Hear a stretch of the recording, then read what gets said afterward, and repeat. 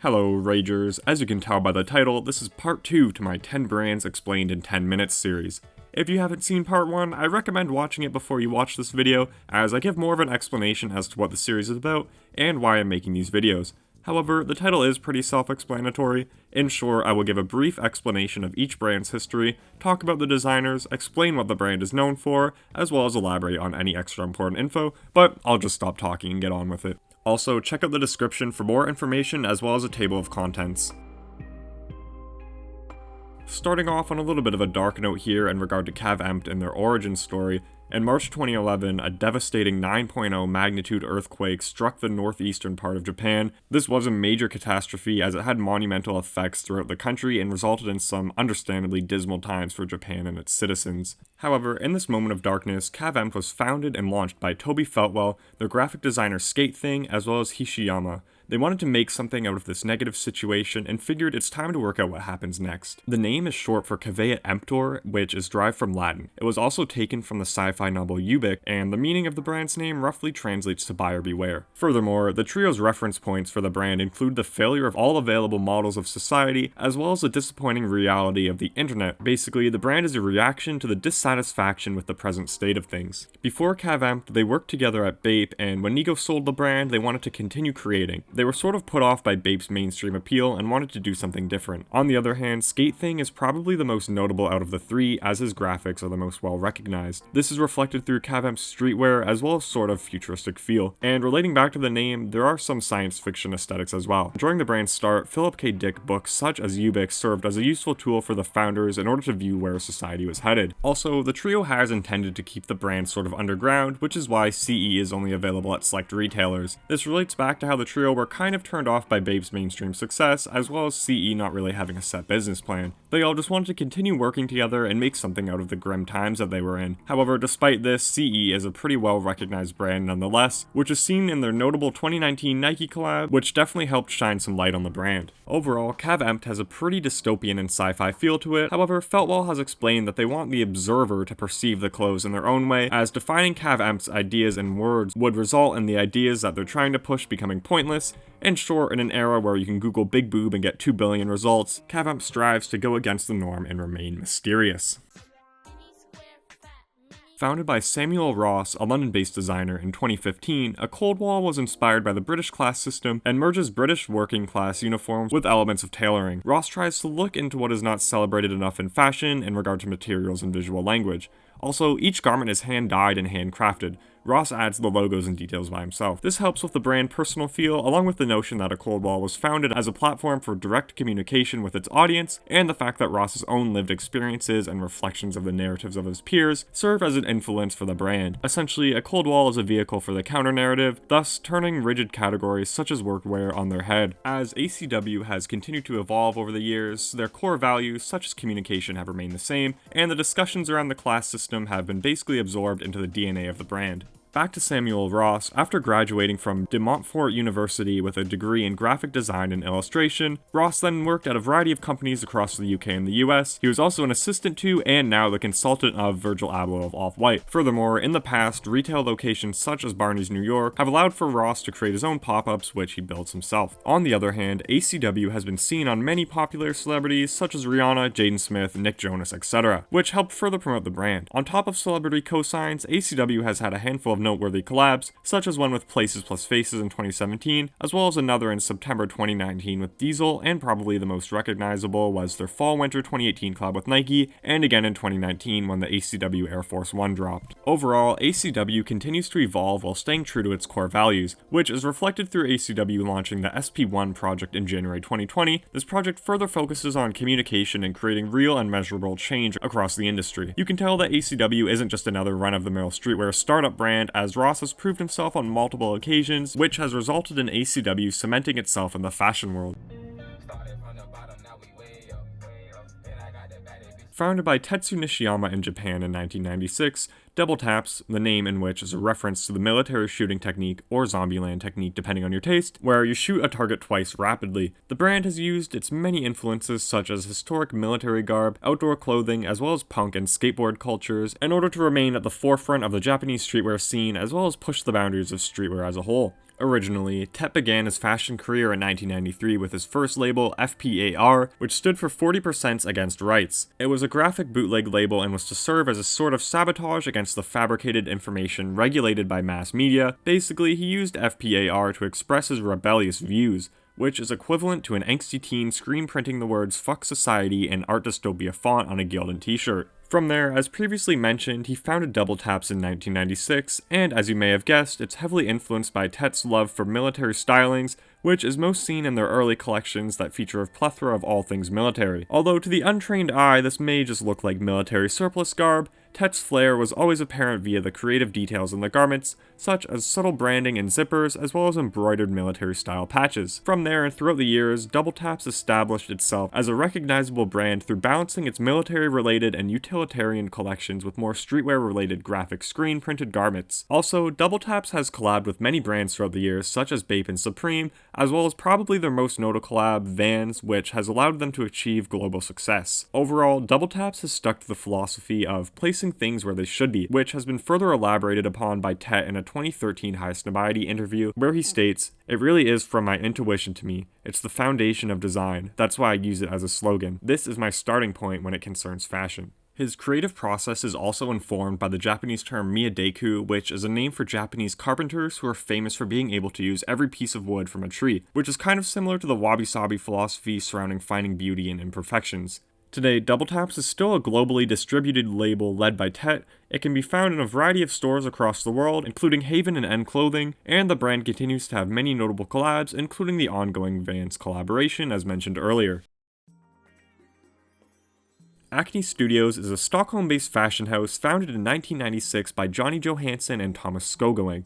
Also, the acronym for Acne has many different meanings, but at first it stood for Associated Computer Nerd Enterprises. It has also been thought to be ambition to create novel expressions, and the brand is influenced by Johansson's interest in philosophy, art, architecture, as well as contemporary culture, which is reflected through the brand's juxtaposing designs and attention to detail with an emphasis on tailoring, as well as their use of custom-developed fabrics. The brand's collections cover men's and women's ready-to-wear clothes, footwear, denim, and accessories. Acne aims to produce quality, timeless clothing with a focus on environmental sustainability. The brand is in many retail stores across the world, including their flagship stores in Paris, London, New York, and more. Originally, Acne was focused on film and graphic design before they produced clothes, but in 1997, Johansson created 100 pairs of jeans that were limited to friends and family. These jeans became very popular and highly coveted.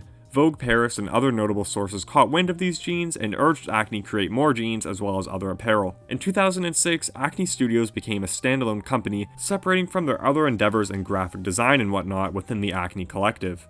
Ever since then, throughout the years, Acne has continued to grow. They have had some interesting collaborations over the years, including one with bike manufacturer Bianchi Bicycles and even one with NBA star Russell Westbrook. Their stuff has been on display at many Paris fashion weeks, and in 2016 it was reported that they were turning over $215 million annually. That fact could be wrong though, so take it with a grain of salt. I don't want to pay the $1 to read the Business of Fashion article about it. Overall though, Acne is most known for the quality and craftsmanship of their products, including their denim, sherpas, fleeces, and so much more.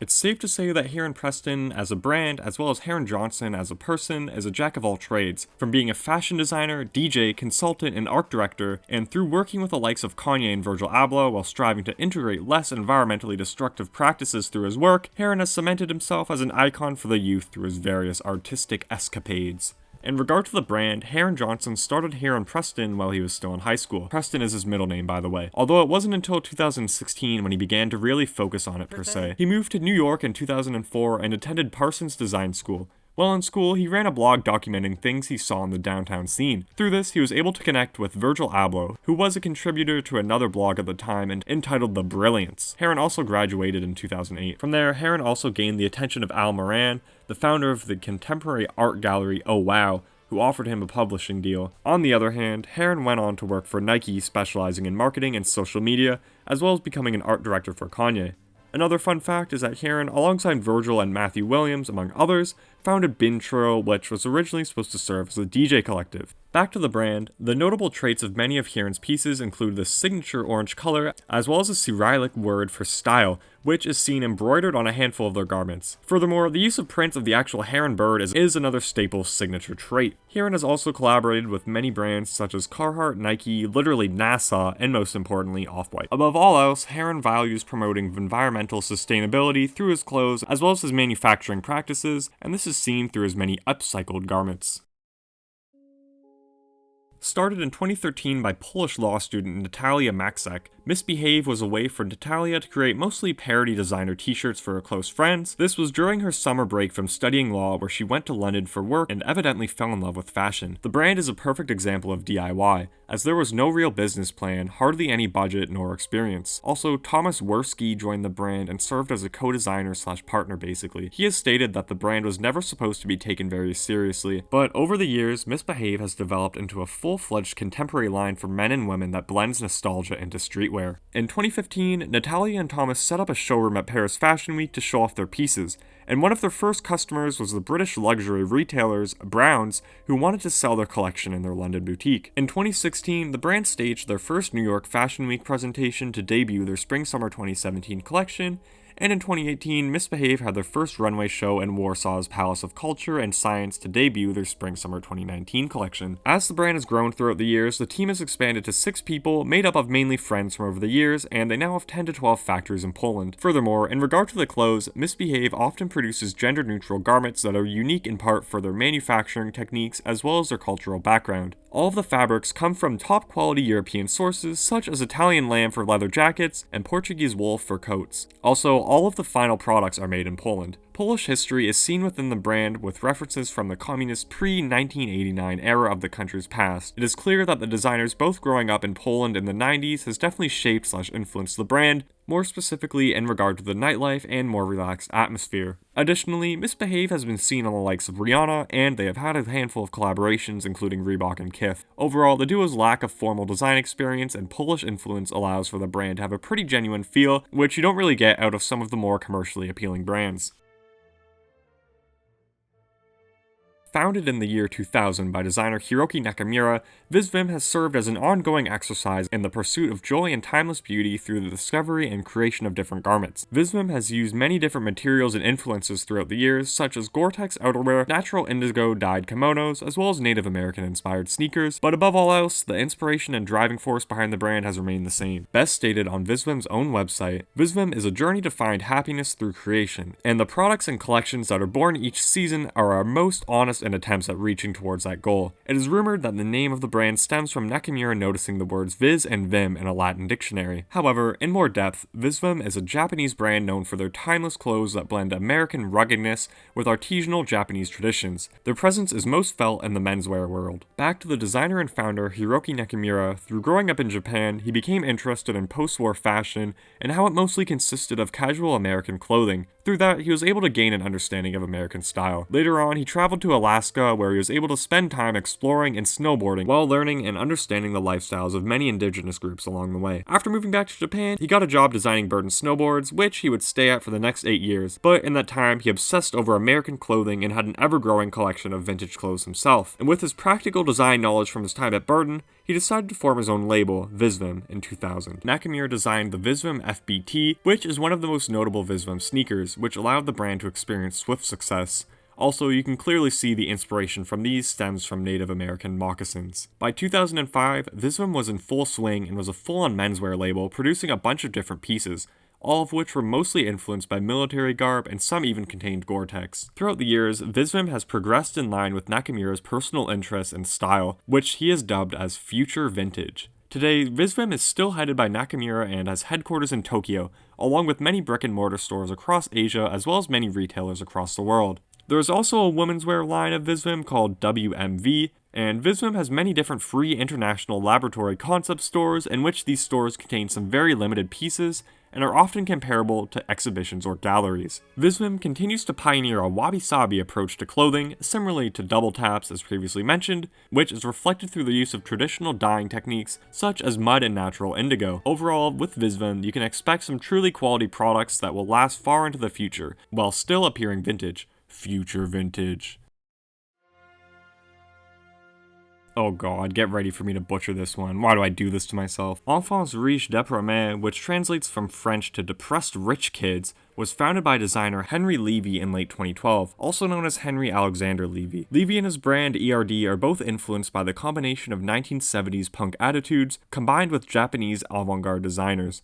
Definitely an interesting combo. The brand also has a unique mix of DIY details and tongue-in-cheek graphics that Livy describes as elitist nihilistic couture. ERD specializes in mostly luxury streetwear basics, ranging from graphic t-shirts, knit sweaters, and distressed denim skinny jeans, as well as one-of-a-kind vintage leather jackets which are painted and embellished by hand in the designer's LA studio. These jackets serve as line statement pieces. The infamous prices of these pieces can range anywhere from $300 to $95,000 jackets, which I guess makes sense considering the name of the brand, but it's safe to say the majority of the consumers are celebrities, which is reflected through Justin Bieber, Jared Leto, and Pusha T sporting ERD. Overall, Levy highly values authenticity with his brand and often limits each collection/item even. ERD can be found in a variety of reputable retail stores such as Maxfield in LA and Webster in Miami. However, as mentioned, distribution is intentionally kept small in order to promote the feeling of exclusivity. Levy himself has stated that the price point eliminates the masses and the ideas the brand has eliminates the people who he doesn't want, generally due to its dark nature. In regard to Levy himself, he was born in Atlanta on July 14th, 1991.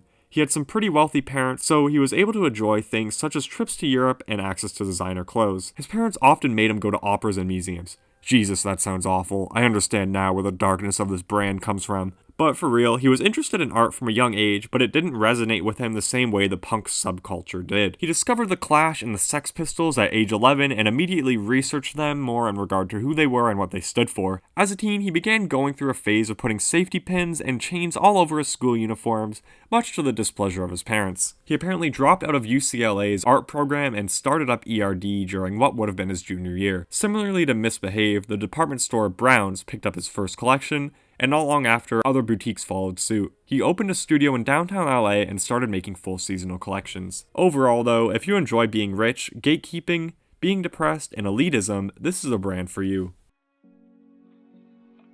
Originally beginning as an experimental line of jewelry founded by Verbal and Yun, two notable Tokyo premier style icons, Ambush consisted of innovating, pop art-inspired designs that captured a distinct Tokyo aesthetic. The POW motif received mass media coverage, which resulted in global interest of the brand. Ambush then went on to create apparel which served as a vessel to help complete their story. In the year 2002, the duo first created Ambush Design Company as a design outlet for Yoon, where she designed album artwork for a variety of artists including Verbal. In 2004, they founded a couture jewelry line called Antonio Murphy and Astro. It wasn't until 2008 when they established their second line, Ambush, which was an instant hit. They designed big gold chains, metal chokers, and the like. However, later on, they often experimented with different themes for each collection. In 2015, Ambush made its Paris debut, with both designers being listed as two of the Business of Fashion's top 500 people influencing the global fashion industry. Ambush's uniquely crafted parts led to many collaborations such as Louis Vuitton, Undercover, Off-White, Nike, etc. In 2016, in Tokyo, Ambush opened its first flagship store, which encapsulates the brand creative environment under one roof of the design studio. While in 2018, Ambush presented its first runway show as a part of Amazon Fashion Week Tokyo. On the other hand, Kim Jones has named Yoon as a jewelry designer for Dior Men in 2018 as well, but before that, Yoon and Verbal's work has been seen on a variety of notable figures. On top of a collab with Kanye for jewelry design, Beyonce and Lady Gaga have been seen in their jewelry and accessories. Overall, the unique feel of the brand is much due in part to the fashion industry in the duo's hometown, Japan, which is reflected through their many Japanese-inspired garments.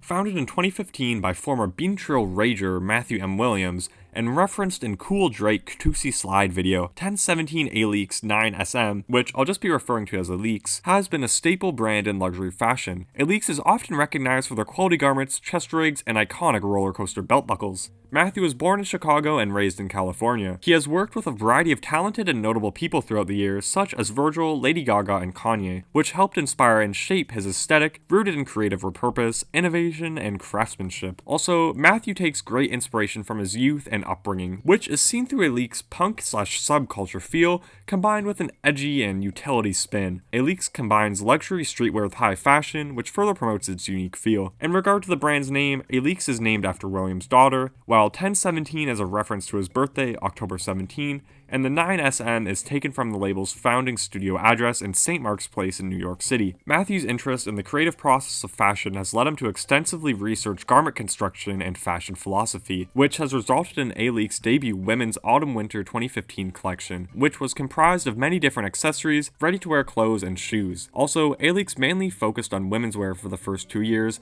but at the same time, sneak peeks of the menswear stuff had been seen on the likes of Travis Scott, Kanye, and Tom Sachs. Throughout the years, as Alyx has grown in popularity, they have collabed with brands such as Nike, Dior, and Moncler, Fur Came Off a Bear, just to name a few. Today, Williams resides in Italy in order to not only focus on the production and quality, but to communicate his vision to those involved with the brand, which is further reinforced through him stating, "It's about the beginning of the process, so the suppliers understand the feeling for what we're going for. We make a lot of fabrics from scratch, and sometimes you have to start that a year and a half out." It's safe to say that Matthew is very much involved with the research and development process of his brand. Another notable point is that Alyx is big on sustainability, which is reflected through their 2018 Visual Diffusion Collective, which featured clothes made from entirely upcycled cotton from pre-used clothes. But overall, Matthew's experience in the industry, combined with his knowledge of technology and craftsmanship, form a unique perspective of modern fashion. And I'd say that's about it. Thank you very much for watching this far, and if you learned something new, feel free to drop a like. I don't want to beg and pander because I enjoy making these videos, but they do take a while to make, so a like would be appreciated. Anyway, I hope you have a good day or night, and thanks for watching. Stay tuned to the channel as well as my Instagram for more memes and updates. Later, Ragers. Yo, Pierre, you wanna come out here?